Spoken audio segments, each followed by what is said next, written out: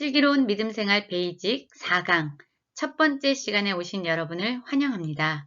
함께 기도하겠습니다. 하나님, 감사합니다. 우리가 이 시간을 통해서 주님을 더 알기 원합니다. 십자가의 그 사랑을 더 알기 원합니다. 우리가 얼마나 큰 죄인인지 더 깊이 깨달아 알기 원합니다. 그로 말미암아 하나님께서 예수 그리스도를 통해 예비해 주신 그 구원의 길로 기쁨으로 나아가는 저희가 되게 하여 주시옵소서. 예수님 이름으로 기도했습니다. 아멘. 우리는 지난 시간까지 우리는 그렇게 행복한 삶을 원하지만 행복할 수 없는, 그 행복을 누릴 수 없는 이유가 바로 우리의 생명의 근원 되시고 우리의 창조주 되신 하나님과의 관계가 깨어졌기 때문이다 라는 것을 배웠습니다. 그리고 그 관계의 깨어짐은 내 자신과 또한 다른 사람과 또한 온 이 세상의 자연과의 모든 관계를 깨트리는 그러한 결과를 가져왔다라는 것을 함께 살펴보았죠. 그런데 하나님께서는 우리를 다시 회복시키기 원하셨습니다. 다시금 하나님과의 그 사랑의 관계로 우리를 돌이키기 원하셨죠.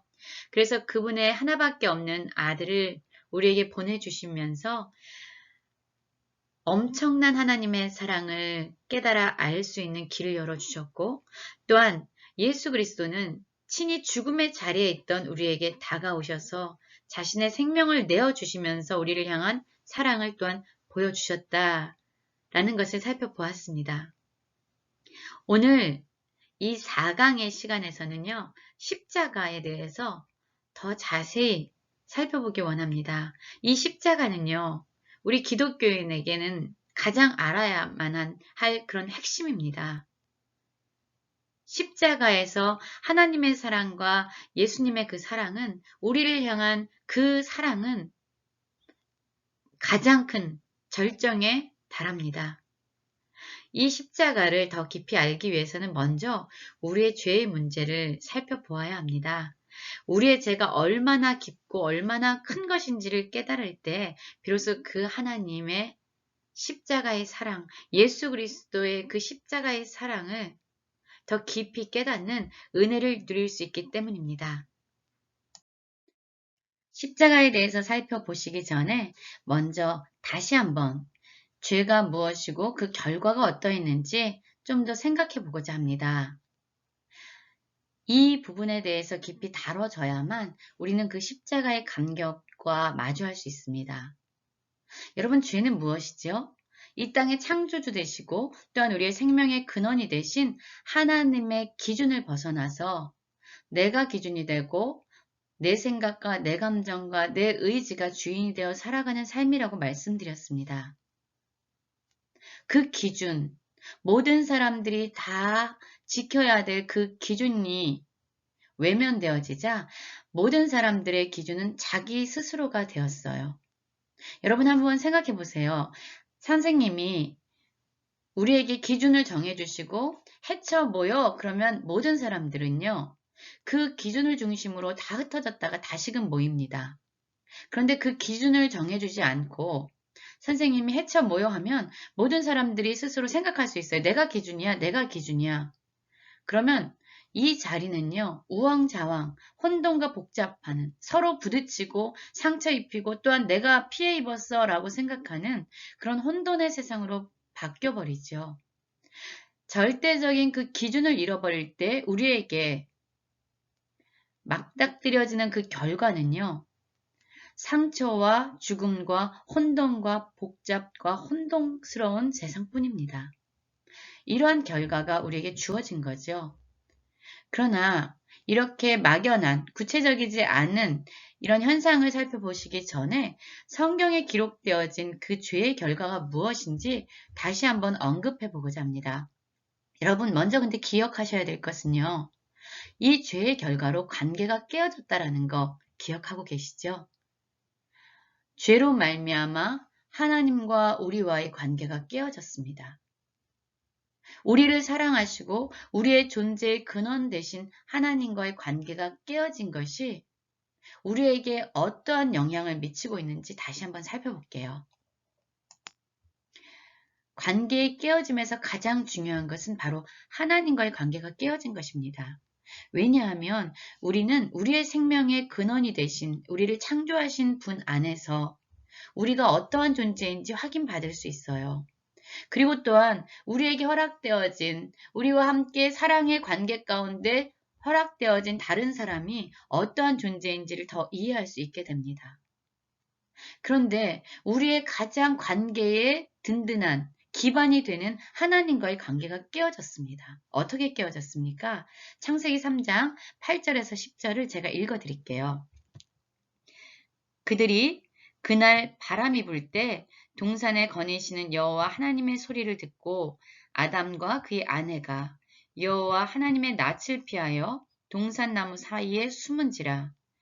여호와 하나님이 아담을 부르시며 그에게 이르시되 내가 어디 있느냐 이르되 내가 동산에서 하나님의 소리를 듣고 내가 벗었으므로 두려워하여 숨었나이다 라고 기록되어 있습니다. 여러분, 그 전에는요, 하나님이 부르시면 반응했어요. 그분의 그 생명의 근원 되신 하나님께 반응하고 그분과 친밀하게 교제하면서 동산을 함께 거느렸습니다. 그런데 하나님의 기준을 버리자 내가 기준이 되자 하나님이 두려워지기 시작한 겁니다. 우리는 스스로 알고 있어요. 내가 죄를 지을 때 우리는 두려워하게 되죠. 우리는 양심에 뭔가 잘못되었다라는 걸 깨닫게 됩니다. 그래서 하나님의 그 심판이 두려워져요. 그리고 하나님을 피하게 됩니다. 두 번째 시간에 우리 함께 살펴보았던 내용을 기억하십니까? 아이가 죄를 지면요. 엄마를 피하고 방에 숨어버립니다. 엄마가 아무리 불러도 그는 귀를 막지요. 엄마의 소리를 듣지 않으려고 하지요. 왜냐하면 엄마에게 벌 받을 것이 두려워진 겁니다. 엄마를 피하게 되죠. 이러한 일이 지금 일어난 거예요. 하나님과의 관계가 끊어졌어요. 내 생명의 근원이고 나를 창조하신 분, 그분으로부터만 내가 누구인지 나의 정체성을 확인받고 내 존재가 얼마나 사랑스러운지를 확인받을 수 있고 또한 그분이 나에게 허락해 주신 다른 사람이 얼마나 소중한 존재인지 그의 슬픔이 나의 슬픔이 되고 그의 기쁨이 나의 기쁨이 되는 그러한 친밀한 관계가 다 깨어져 버린 겁니다. 왜요? 그 모든 관계의 깨어짐의 근원은 바로 우리를 창조하신 하나님과의 관계가 깨어짐에서 비롯됩니다. 사랑이 두려움으로 바뀌어버린 거죠. 여러분, 두 번째의 관계의 깨어짐을 보시겠습니까? 자신과의 관계가 깨어졌어요. 이 부분은 너무나도 중요한 부분입니다. 3장 7절을 제가 읽어드릴게요. 이에 그들의 눈이 밝아져 자기들이 벗은 줄을 알고 무화과 나무 잎을 엮어 치마로 삼았더라. 한번 생각해 보십시오, 여러분. 나는 하나님 안에서 충분히 사랑받는 존재였어요. 내가 다른 것이 되지 않아도, 내가 성공하지 않아도, 내가 돈을 많이 갖지 않아도, 내가 뭔가를 열심히 해내지 않아도 그냥 내 자신이 벌거벗은 나지만 나는 나를 사랑했어요. 왜냐하면 하나님의 관점으로 나를 바라봤기 때문이에요. 하나님은 나를 사랑하셔서 모든 것을 창조해 주시고 선물로 주신 분이에요. 복을 주시기 원하셨어요. 그러한 존재가 바로 나였습니다. 누군가 나에게 비난을 하고 정죄를 해도요, 우리 안에 하나님과의 관계가 친밀한 가운데 있으면 스스로에게 얘기할 수 있어요. 괜찮아. 하나님은 나를 사랑하셔. 라는 그 하나님의 사랑으로 말미암아 우리는 든든히 서갈 수 있습니다. 그런데 우리가 누구인지를 깨닫게 하는 그 창조주와의 관계가 끊어지자 여러분, 내 자신을 내가 사랑할 수 없게 된 겁니다. 내가 기준이 되어 살아가면 그 선악과를 먹으면 나는 하나님처럼 될 거라고 생각했던 거죠. 나는 하나님같이 될 거야 라고 막상 그 선악과를 먹었는데 결과가 무엇이에요? 하나님처럼 되기는커녕 내 자신을 사랑할 수 없게 된 겁니다. 이 세상의 많은 문제는 하나님과의 관계가 깨어짐에서 비롯된 자기 자신을 사랑할 수 없는 것에 기초하고 있습니다. 우리가 우리 자신을 사랑하지 못할 때 어떠한 일이 일어납니까? 내가 사랑스럽지 않아요. 이상적인 자아는 저만큼에 있는데 현실적인 나의 모습은 이래요. 나는 공부를 잘하고 싶은데 지금 나는 너무나도 공부를 하지 못해요. 나는 돈이 많았으면 좋겠는데 지금 나는 돈이 없어요. 나는 남자였으면 좋겠는데 나는 여자예요. 이러한 이상적인 자아와 현실의 자아의 사이에 그 거리가 멀어질수록 우리는 수치감을 느끼죠. 나를 감추게 되죠.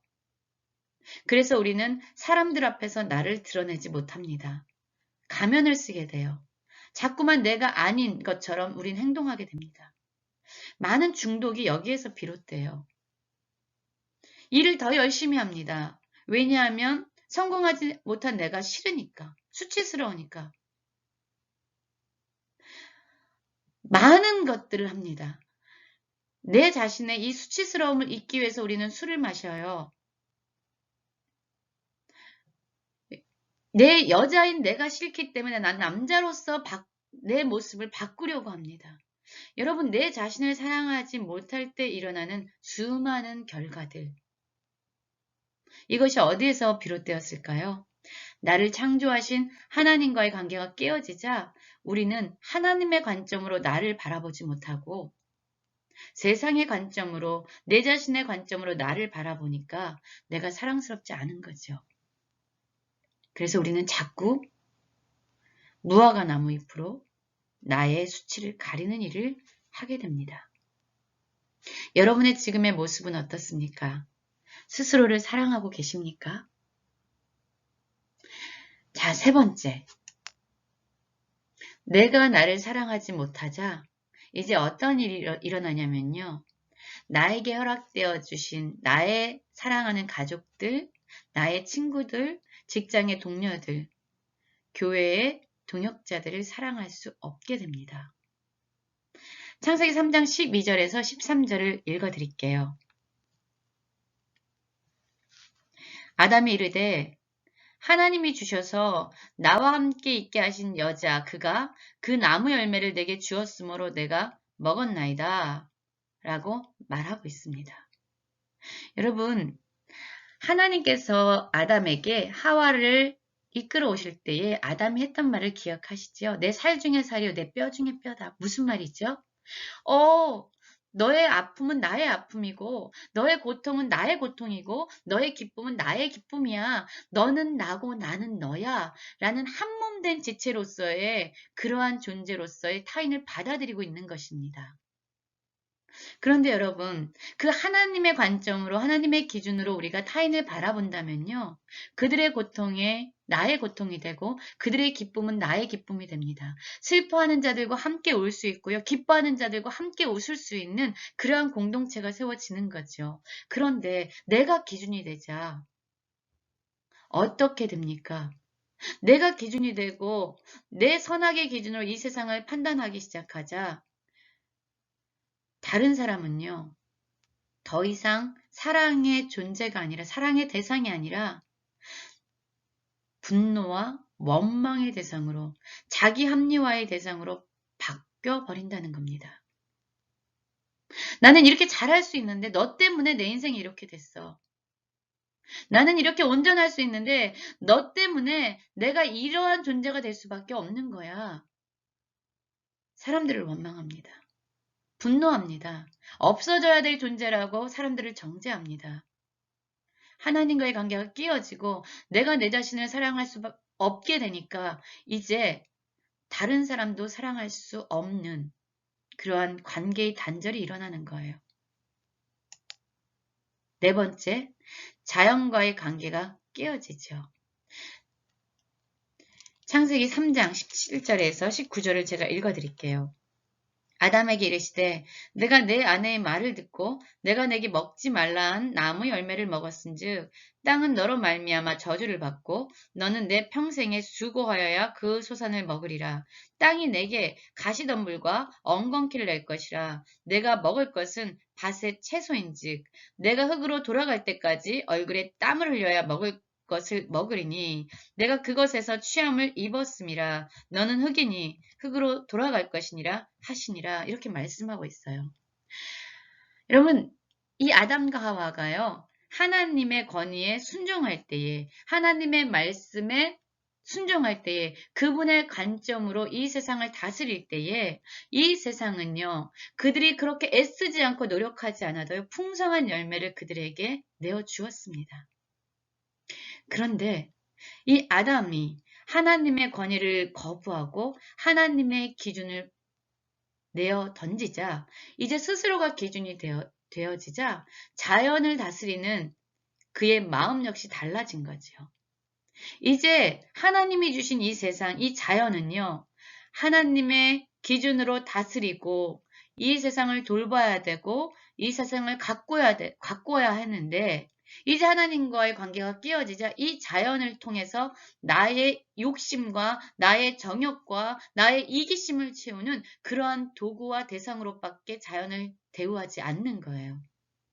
자연을 파괴하고 거기에서 착취하려는, 자기를 확장시키려는 그런 이기심의 도구에 불과하게 된 거죠. 자연을 이렇게 대하는 인간의 어그러진 이 관점이 어떤 결과를 가져옵니까? 자연 역시 인간에게 순응하지 아니하고 순종하지 아니하고 이제 엉겅퀴를 내고 가시덤불을 내므로써 인간의 권위를 거부하게 됩니다. 우리는 지금 이 관계의 깨어짐에 대해서 다시 한번 생각해 보고 있어요. 여러분, 하나님은요, 우리에게 주시기 원하셨던 세상이 있습니다. 그 세상이 어떠한 세상이에요?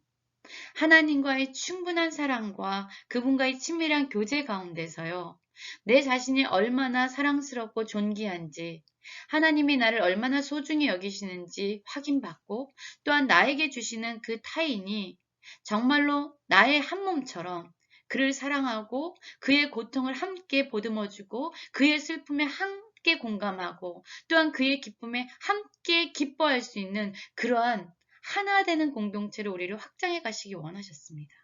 하나님이 주신 자연을 하나님의 관점에서 하나님의 기준으로 다스리면서 풍성한 열매를 얻고 또한 우리는 그 자연을 사랑하고 돌보는 그런 아름다운 세상을 우리에게 허락해 주신 것이에요. 이게 창세기에 그려진 하나님이 우리에게 주시고자 하는 아름다운 세상이었습니다.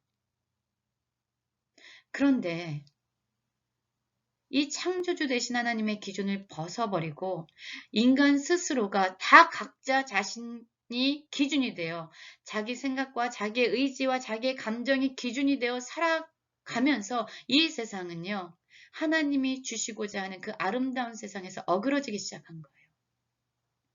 그분을 거부하자 우리는 우리 자신을 사랑할 수 없어지게 됩니다. 자꾸 다른 누군가가 되려고 합니다. 그러나 그렇게 될 수 없는 내 자신을 보면서 부끄러워서 자꾸만 자기 비밀을 갖고 사람들에게 자기 아닌 모습을 드러내 보여줘요. 사람들은 나에게 일시적으로 관심을 가져줄 수 있습니다. 그러나 진정한 나는 사랑받지 못하는 거죠. 그 사람이 사랑하는, 다른 사람들이 사랑하는 존재는요, 내가 만들어낸 허상에 불과한 존재를 사랑하고 있어요. 그러니 진정한 실상의 나, 실존적인 나는요, 점점 더 큰 괴리감과 수치감과 외로움과 고립감에 갇혀 있게 되는 거죠. 그러면서 타인과의 관계가 깨어지고요. 자연과의 관계가 다 어그러진 이러한 정상적이지 않은 세상을 우리는 살게 되었습니다. 여러분, 구원이라는 것은요, 하나님과의 관계를 다시 회복함으로 말미암아 하나님이 주시고자 했던 그 원래의 상태, 그 원래의 모습을 회복하는 거예요. 우리가 불행한 건요, 돈이 없어서가 아니에요. 돈을 가지면 사람들에게 또한 하나님에게 사랑받을 수 있을 거라는 착각한 나의 수치감에서 비롯된 그러한 허상을 붙잡고 있는 거짓된 속임입니다. 우리가 정말로 불행한 것은요, 성공하지 못했기 때문이 아니에요. 사람에게 인정받지 못하기 때문이 아니에요. 내가 하나님을 떠나자 나를 사랑할 수 없는 존재가 되어버렸기 때문입니다. 나를 사랑할 수 없는데 우리가 어떻게 다른 사람을 사랑할 수 있겠습니까? 다른 사람도 사랑할 수 없지요. 또한 자연은요, 그냥 내가 다스려서 나의 필요를 착취해내야 될 대상으로 전락해버렸는데 우리에게 어떤 기쁨이 있겠습니까? 그래서 우리는 다 지금 죄와 이러한 관계의 깨어짐으로부터 비롯되는 고통 가운데 살고 있는 것입니다. 우리의 구원은요, 바로 하나님과의 관계를 회복함으로 말미암아 이 어그러진 자신과의 관계, 타인과의 관계, 자연과의 관계를 다시 회복시키는 것입니다. 그 일을 누구를 통해서요?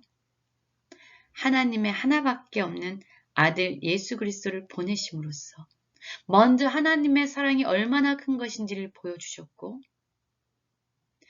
우리를 건지시기 위해서 친히 우리를 향한 사랑 때문에 이 땅에 오신 예수 그리스도의 사랑을 보여주셨습니다.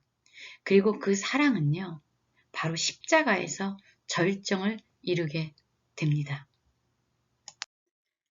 자, 우리 이 부분에 대해서 다시 한번 좀 정리를 하고 갈게요. 여러분, 이 세상의 모든 사람들은 다 죄인입니다. 기본적으로 사람들은요, 하나님의 기준을 떠나서 때로는 그것을 알고 떠날 때도 있는데요. 그것이 무엇인지 모르고 떠날 때도 있습니다. 이 세상의 사람들은 다 자기가 기준이 돼서 살아가요. 자기한테 잘하는 사람은 좋은 사람이 되고요. 자기한테 못하는 사람은 나쁜 사람이 됩니다. 그 기준이 뭐예요?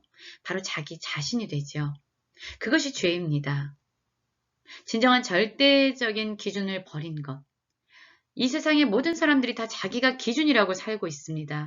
그러니 이 세상은요, 많은 분쟁과 많은 분열과 전쟁이 있을 수밖에 없습니다. 왜냐하면 자기가 생각할 때 자기는 옳다고 생각하거든요. 그리고 그 죄의 결과는요, 바로 고통과 죽음이었습니다. 죄를 지은 사람, 모든 사람들이 죄인이지만은요, 한 사건에 대해서 죄를 지은 사람들이 분명히 있습니다. 아동 학대나 뭐 이런 학대자들이 있어요. 이 사람들을 가해자라고 생각해 봅시다. 그리고 그들의 죄로 말미암아 피해를 받은 사람, 고통을 받고 억울한 죽음을 당한 사람을 피해자라고 한번 생각해 볼게요. 예를 들어서 생각하면 교통사고 같은 거 생각해 볼 수 있죠. 뭐 두 사람이 다 쌍방 잘못을 했습니다. 그래서 둘 다 피해를 보게 됐어요. 이런 경우는 괜찮지요. 어떤 경우는요, 나는 기준을 지키고 신호등을 따라서 잘 갔습니다. 그런데 다른 차가 와서 일방적으로 부딪힌 거예요. 저 사람이 잘못했는데 저 사람 때문에 나까지 피해를 입게 되는 경우도 있습니다. 이럴 경우는 정말로 억울한 경우죠. 또 이런 경우도 있습니다. 죄를 지은 사람이 빠져나갔어요. 그리고 그 사람은 무사히 갔지만 뒤에 있는 사람들은 다 아수라장이 됐고 너무 혼돈스러워졌고 모두가 다 고통스러운 시간을 보내야 되는 이런 경우도 있습니다. 구체적으로 한번 생각해 볼까요? 여러분, 내가 죄를 짓고 내가 고통을 당하면요, 이거는 그럴 수 있다라고 인정할 수 있죠. 그런데 어떤 경우는요, 내가 죄를 졌습니다. 내가 고통당하는 것까진 괜찮은데 나 때문에 다른 사람까지 고통을 당하게 돼요. 이런 경우는 죄에 대한 책임감을 많이 느끼게 되죠. 또 내가 죄를 지었는데 나는 괜찮아요. 다른 사람이 고통을 당하고 심지어는 죽음까지 당하게 되는 이런 경우도 있습니다. 이런 경우는요, 정말로 큰 죄책감을 살아갈 수밖에 없어요. 또 다른 사람의 입장에서는요, 억울한 고통을 당한 거예요. 피해자가 됐죠. 또 다른 사람 죄 때문에 그 사람은 괜찮았는데 내가 고통을 당하고 심지어 내가 죽음을 당하게 되면 이처럼 억울한 일은 없을 겁니다. 한번 생각해 보세요, 여러분. 이 세상은요, 내가 죄를 지었다고 그 결과를 내가 책임지도록 돼 있지 않아요. 내가 죄를 졌는데 다른 사람이 고통을 당하기도 하고요. 다른 사람 때문에 내가 억울한 고통을 당하기도 해요. 이 세상은 다 뒤엉켜 있습니다. 그래서 우리는 이런 억울함 가운데 살아갈 때 내가 죄를 짓지 않았음에도 불구하고 내가 그 고통을 당해야 될 때 우리는 그 억울함, 호소하면서 하나님 어떻게 나한테 이럴 수가 있습니까? 라는 그런 질문에 그 간절한 하나님에 대한 그 원망의 말들을 쏟아낼 때가 있지요. 그럼 이 세상은 왜 이럴까요? 여러분, 하나님은요, 원래 그분의 목적은요, 이 세상을 사랑으로 하나 되게끔 만드시는 것이었어요. 너의 부족함을 내가 채우고, 너의 고통을 내가 아파하면서, 또 나의 부족함을 너가 채워주고 나의 아픔을 네가 위로하면서 그렇게 사랑으로 하나 되는 세상을 꿈꾸셨습니다. 이 사랑이 점점 확장되어지는 것을 꿈꾸셨지요. 그런데 모든 사람들이 자기가 기준이 되면서 이제 다른 사람과의 관계가 끊어지고 하나님과의 관계가 끊어지고 나와의 관계도 끊어졌어요. 그냥 이기심만 남아 있습니다. 그러면서 이제 이 세상은요, 어떤 세상이 되었습니까? 모든 사람들이 자기의 이기심에만 집중하고 있기 때문에 그들은 죄를 짓게 되죠.